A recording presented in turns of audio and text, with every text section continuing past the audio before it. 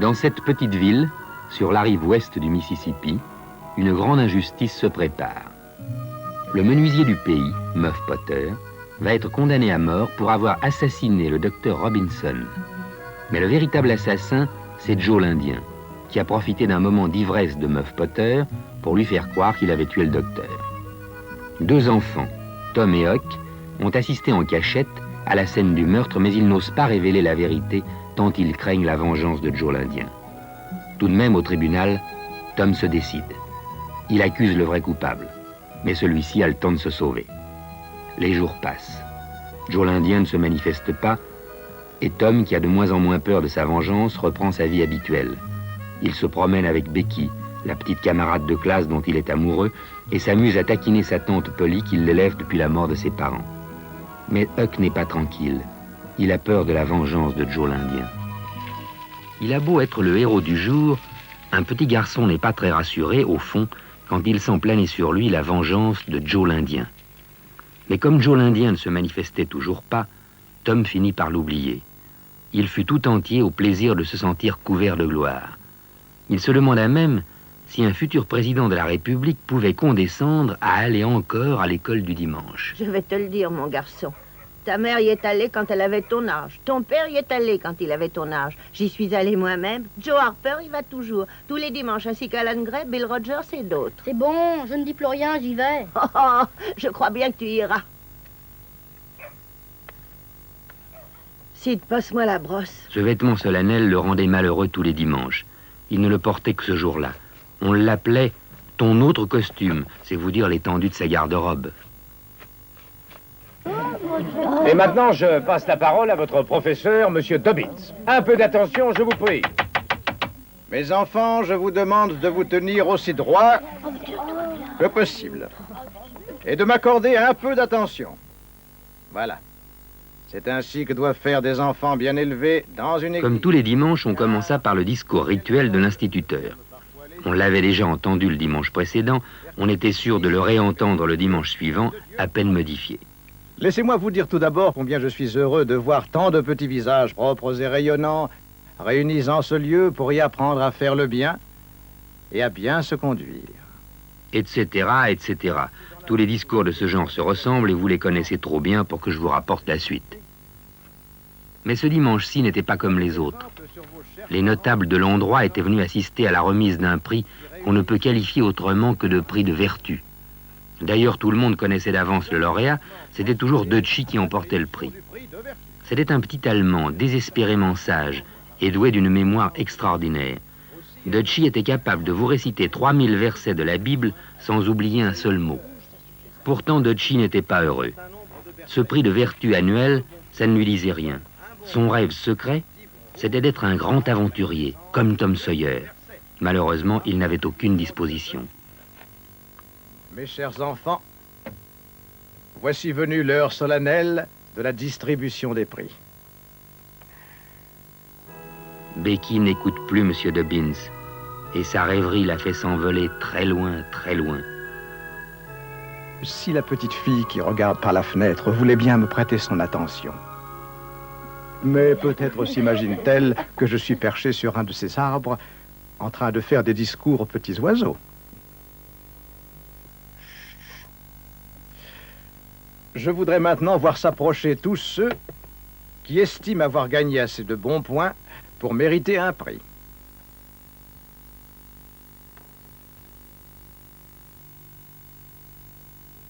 Comment? Il n'y en a pas un seul?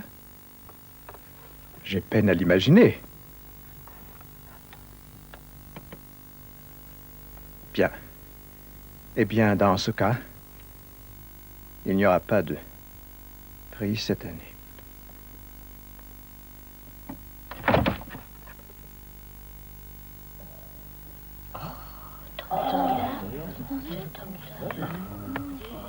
Monsieur Dobbins fut comme frappé par la foudre.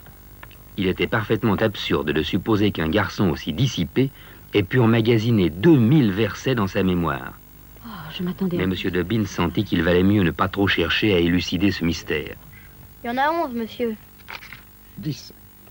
10 exactement. Je n'en trouve pas plus, mais c'est déjà suffisant. 11. Indiscutablement. C'est bien, Thomas Sawyer. C'est très bien. C'est même assez extraordinaire. Voici Thomas Sawyer, monsieur. Oui. Et nous le connaissons. Du tribunal. N'est-ce pas, mon garçon? Il n'osait plus respirer, son cœur battait, non parce que c'était un personnage considérable dans le pays, mais parce que c'était son père à elle. Et alors, tu me reconnais pas? Si, monsieur. Ah. Eh ben, tu vois, je suis content de voir qu'un garçon aussi courageux que toi possède également les facultés intellectuelles nécessaires pour apprendre... 2000 versets, monsieur. 2000 versets, oui. Je vous demande pardon, monsieur. Il y avait 11 points. Cela fait 2200. Oui. Eh ben, tant mieux. Le courage et l'intelligence vont bien ensemble. Ces 2200 versets que tu as appris, tu ne les échangerais pas pour tout l'or du monde. Hein? Et maintenant, je voudrais que tu me dises, enfin que tu me dises, que tu nous dises à tous. Voyons, tu connais certainement les noms des 12 apôtres, hein? Oui. Alors je voudrais que tu me dises les noms de ceux qui devinrent les 2 premiers disciples de Jésus. Tout en voyant venir la catastrophe, M. Dobbins se crut obligé de dire « Réponds, Thomas. Réponds. » Allons. Tu le diras bien à moi? Dis.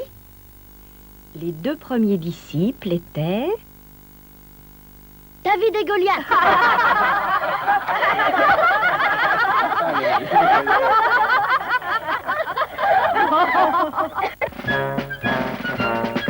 Tout le village fut si fier de posséder un enfant prodige que pour bien marquer sa supériorité sur les villages voisins qui n'en possédaient pas, on décida d'organiser périodiquement des défilés municipaux pour fêter drapeau en tête son petit héros local.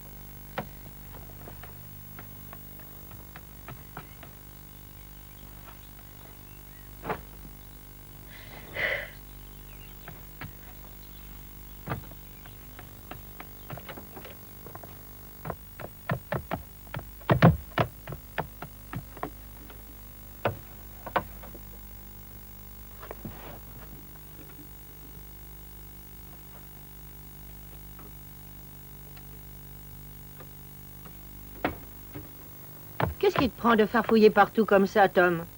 J'aimerais que tu me répondes. Hein? Qu'est-ce que tu cherches? Oh, rien, mon couteau. J'ai dû le laisser dans la grange. Mais on a beau être soi-même un héros local, les défilés à la longue c'est monotone. Surtout quand ça ne fait que célébrer des exploits passés. Et Tom fut saisi par le désir de se lancer dans de nouvelles aventures. On avait beaucoup parlé dans le pays d'un trésor caché, le trésor de Slade. Eh bien ce trésor-là, il le trouverait. Hey! À qui? À qui? Crie pas si fort. Tu vois bien que je m'intéresse aux poires du voisin. Tu devrais m'aider. Écoute, Aki, laisse tomber les poires. On a mieux à faire. On va partir à la recherche d'un trésor. Hein? Quoi? Oui, un trésor. Des piastres, des doublons, des dollars même s'il le faut. Pas question de choisir son trésor. Quand on en trouve un, on le prend tel quel. Où est-ce qu'on va le chercher? Oh, n'importe où. Tu crois qu'on en trouve comme ça, partout? J'ai lu des histoires là-dessus. Les plus gros, on les trouve dans les villes. Mais il y en a des tas d'autres partout. Tiens, un exemple. Tu creuses sous un arbre. Ou bien tu te glisses dans une maison hantée et tu soulèves le plancher. Qui est-ce qui les met sous le plancher? Qui? Mais les voleurs, évidemment. Les bandits. Tu ne voudrais pas que ça soit l'inspecteur de l'école du dimanche, non? Allez, viens. Et ils le laissent là? Simplement pour que d'autres puissent le trouver? Idiot, ils ont évidemment l'intention de revenir le chercher. Seulement ils se font prendre avant, voilà tout. Bien sûr. Une fois pendus, ils peuvent difficilement venir le chercher. Mais dis donc, Tom, les chercheurs de trésors, ça doit se fatiguer à creuser avec un canif. Non, eux, ils ont droit à la pelle et à la pioche. Allez, viens. Ils décidèrent de s'attaquer d'abord à un vieil arbre mort de l'autre côté de la colline. Un trajet assez long sous un soleil de plomb. C'est peut-être un arbre à trésor, ça. Qu'est-ce que tu feras, toi, quand tu seras riche? Moi, première chose, je mangerai des gâteaux avec une limonade. Et puis, je me paierai un cigare, un vrai. Et tous les jours, je recommencerai. Mais tu ne mettras rien de côté? De côté? Pourquoi faire? Pour plus tard. Pourquoi plus tard? Moi, je le ferai, et puis je me marierai. Tu te marieras? Bien sûr, comme tout le monde. Ça n'a rien d'extraordinaire. Et elle s'appelle comment, ta poulette? D'abord, ce n'est pas une poulette, c'est une demoiselle. Oh, les femmes, c'est toujours du pareil au même. Elles n'en veulent qu'à votre argent. Mon père me le dit souvent. Alors, tu me dis qui c'est? Secret. C'est peut-être pas une poulette, Tom. Seulement, si tu te maries, je serai encore plus seule. Mais non, tu vivras avec nous. T'auras une chambre, rien qu'à toi. Et on mangera tous les trois ensemble. Mais maintenant, faut d'abord découvrir le trésor. Allez, remue-toi. Oui, mais qui est-ce qui fera la cuisine? Elle, évidemment.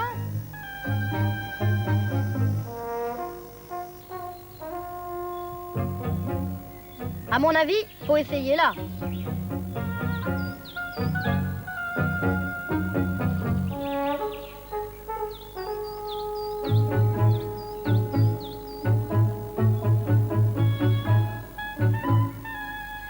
Là, il y a un trou.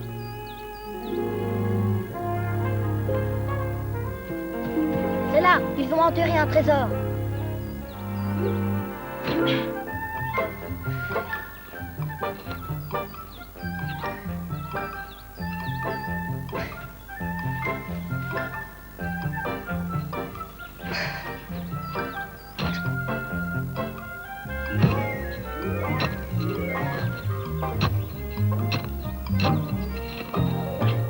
Ils travaillèrent d'arrache-pied pendant une bonne demi-heure, sans résultat.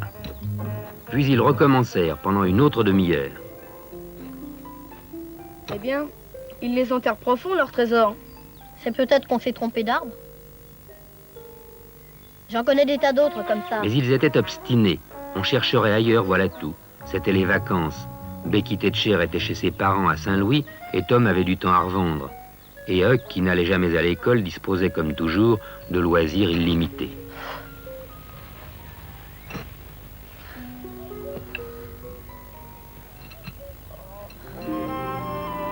Quel jour est-on? Vendredi 13. Oh, faut jamais rien trouver un vendredi 13. Viens, on va se baigner. Tu le fais, ce plongeon? Ils remirent au lendemain la recherche du trésor et passèrent la fin de l'après-midi d'une façon plus rafraîchissante. Tout à la joie de s'ébattre dans l'eau, ils ne pensèrent plus à rien, pas même à Joe l'Indien et à sa vengeance possible.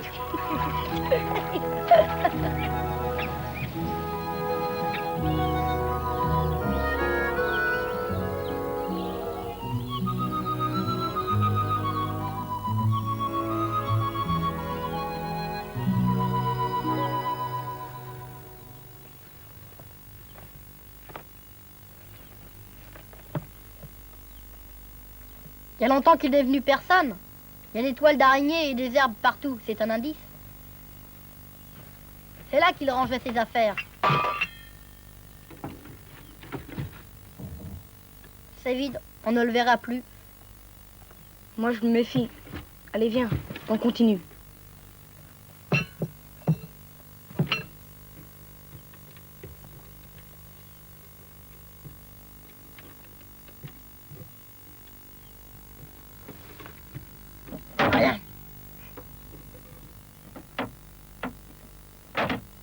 On va enfin commencer. Une vieille bicoque comme celle-ci, c'est le rêve, crois-moi.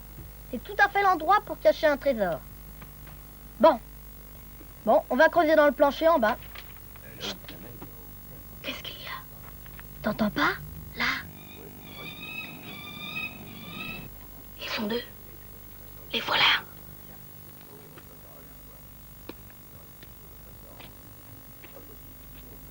Filons par derrière. Non, trop tard. Couche-toi.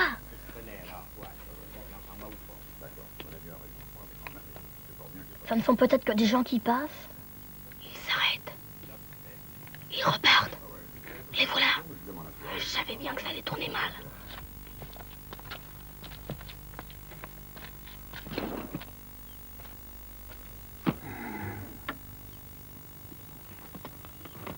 C'est pas, Joe. Moi, à ta place, je laisserais tomber. Cette affaire va se rendre aussi. Reste en dehors si tu veux. Ce que j'ai à régler ici, dans ce sale patelin, est strictement personnel. Moi, je m'en fiche, je suis pas connu. Mais toi, je te déconseille de te balader en plein jour. Hein. T'en fais pas pour moi. Et laisse-moi faire.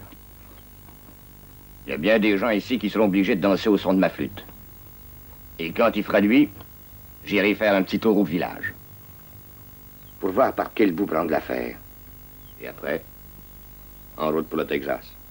Qu'est-ce que tu veux faire, au juste? Régler un compte, c'est tout. Avant de quitter la région, je veux que tout le monde ait payé ses dettes.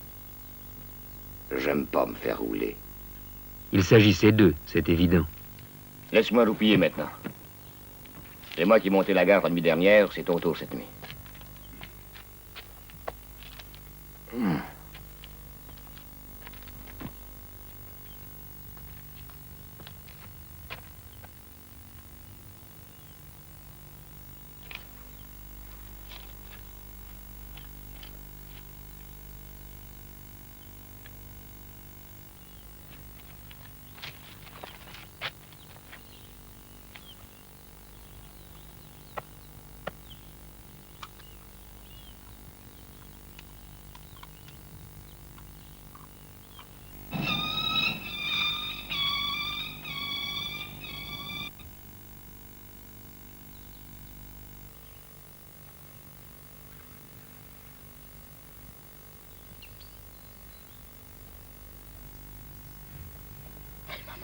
Filons. Je peux pas. Si l'un te bouge, je vais tomber raide. Allons, du grand. Vas-y. Non. Vas-y, toi, le premier.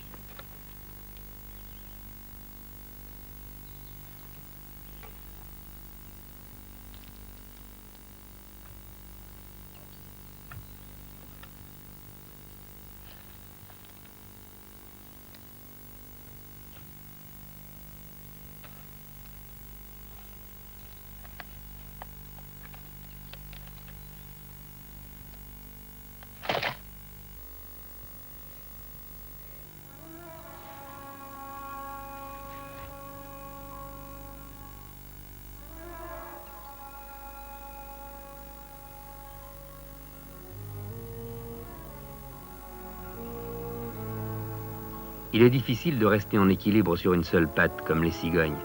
Mais poser l'autre par terre, c'était déclencher la catastrophe.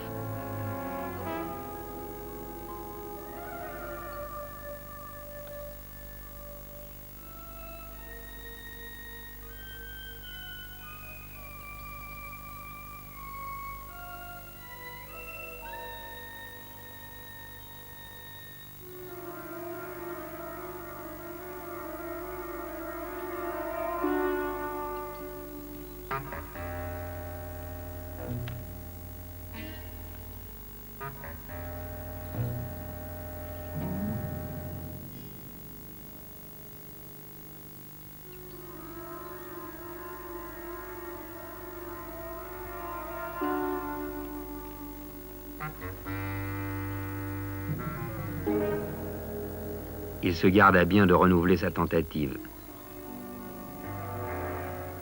Les enfants, paralysés par l'épouvante, avaient l'impression de vivre un cauchemar.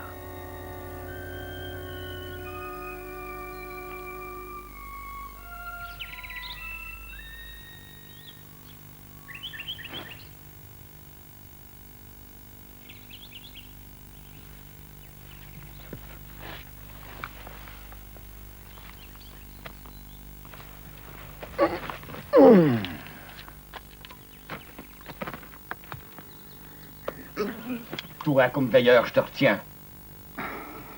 J'ai encore pioncé.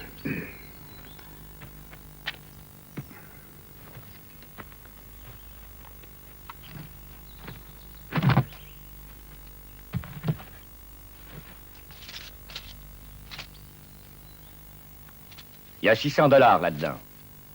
De quoi aller au Texas tous les deux. Et même plus loin. Si t'avais montré ça à Jim Ton, t'aurais reçu un pruneau dans le ventre.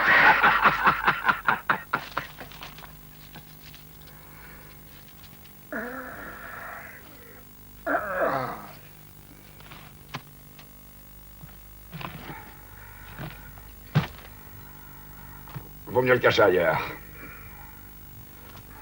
Suffit de bien tasser la terre, personne n'y verra rien. Là, il y a longtemps qu'il est planqué là, ton petit magot. Oh, à peu près 6 mois. Ouais, depuis l'affaire Potter. Tiens, on dirait une planche. C'est même une caisse. Allez, aide-moi, on va la sortir de là. Allez, allez, allez.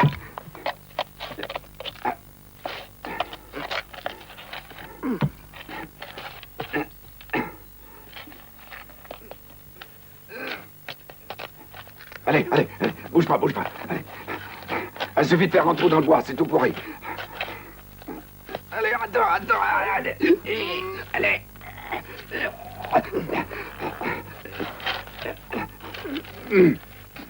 Je crois que j'ai vu des pelles et des pioches quelque part par là.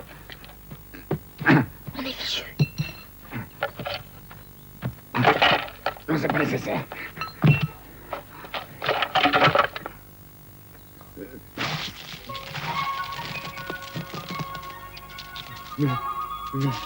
Mais c'est de vrai de l'art, ça.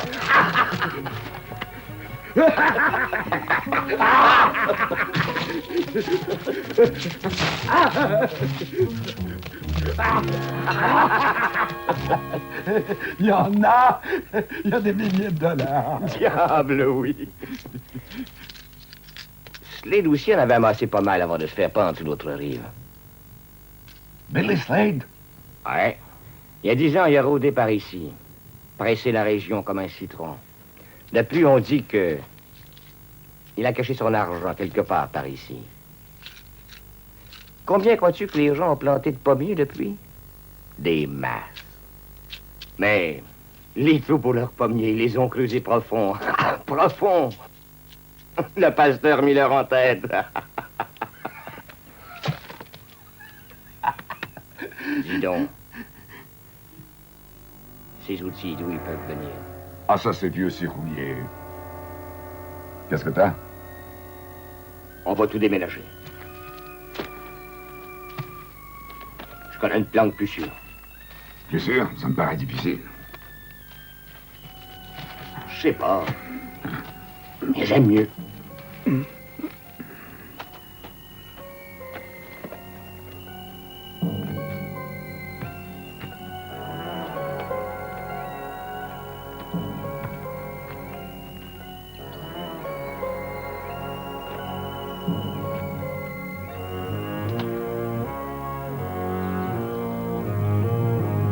Ils étaient perdus. Quoi faire? Sauter dans le vide? 1, 2, 3... Non, pas la peine.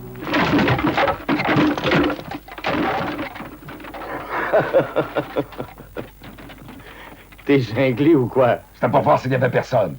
Eh bien, c'est tout vu. Avec cette échelle pourrie, qui veut-tu qui monte là-haut? Allez, on se tire.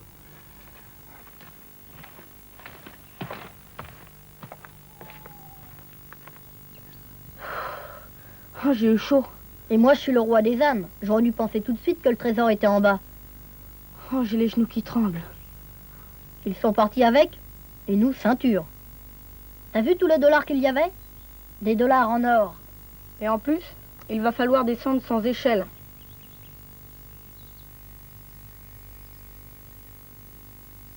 En rêve, Tom revécut toute l'aventure. Mais chaque fois qu'il mettait la main dessus, le trésor lui fondait dans les doigts. Et voilà que Joe surgissait et le prenait à la gorge.